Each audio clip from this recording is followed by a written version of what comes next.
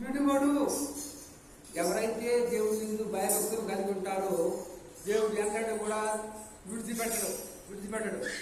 భక్తిహీనుల సంతానము నిర్మూలమగును. ఏ సంతానం నిర్మూలమవుతుంది? భక్తిహీనులు అంటే దేవుని ఎరగని వారు.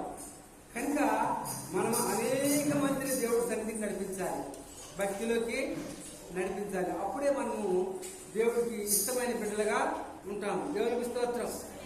యెహోవా న్యాయమును ప్రేమించేవాడు, న్యాయాన్ని ప్రేమించేవాడు. అన్యాయాన్ని ప్రేమించే దేవుడు మన దేవుడు కాడు. ఈ లోకంలో చాలా మంది అన్యాయము, అక్రమము, దౌర్జన్యం చేస్తున్నారు. కనుక మన దేవుడు అసలు దేవుడు కాదు, న్యాయమును ప్రేమించేవాడు.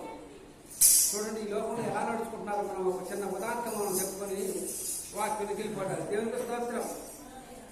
కనుక మన దేవుడు న్యాయాన్ని ప్రేమించే దేవుడు. కనుక ఏంటంటే అబ్రహాము భార్యను తీసుకొని పోయినప్పుడు దేవుడు అతనితో మాట్లాడాడు. శారాని నువ్వు ముట్టవద్దు, ముట్టడి ఎడల నువ్వు చచ్చదవు అన్నాడు. దేవుడికి స్తోత్రం. చూసారా, అబ్రహాం ఇక్కడ ఏం చేశాడు? పొరపాటు చేశాడు. ఎవరు అన్నప్పుడు, శారా ఎవరన్నప్పుడు నా భార్య అంటే బాగా ఉంది, నా సహోదరిని చెప్పాడు. కనుక ఆ రాజుగారు ఏం చేశారు? ఏమని తీసుకొని పోయాడు. దేవుడికి స్తోత్రం. మనుషులు చూసారా, న్యాయంగా మాట్లాడా, అబద్ధం మాట్లాడాడు. కనుక మన దేవుడు న్యాయవంతుడు. కనుక చాలా ప్రార్థన చేసింది దేవుడికి స్తోత్రం. ఎప్పుడైతే చాలా ప్రార్థన చేసింది దేవుడు ఆలోచించి, నువ్వు ఆమెను ముట్టవద్దు, ముట్టిన నువ్వు చచ్చదవు అన్నాడు. దేవుడికి స్తోత్రం. కనుక ముట్టలేట్టుగా చూస్తున్నాము. గర్భవాసిని మొదలుకొని మోసిన బిడ్డను మరుదునేమో వారిని నేను గర్భంలో పుట్టిన బిడ్డను మర్చిపోతామేమో, కానీ నేను మరువను.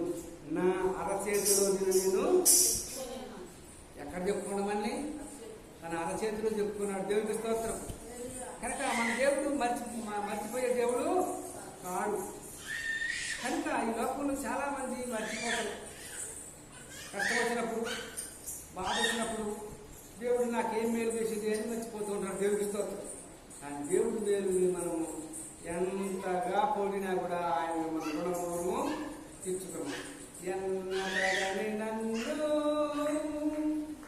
ఎన్నుకున్నావు, ఎన్నతగని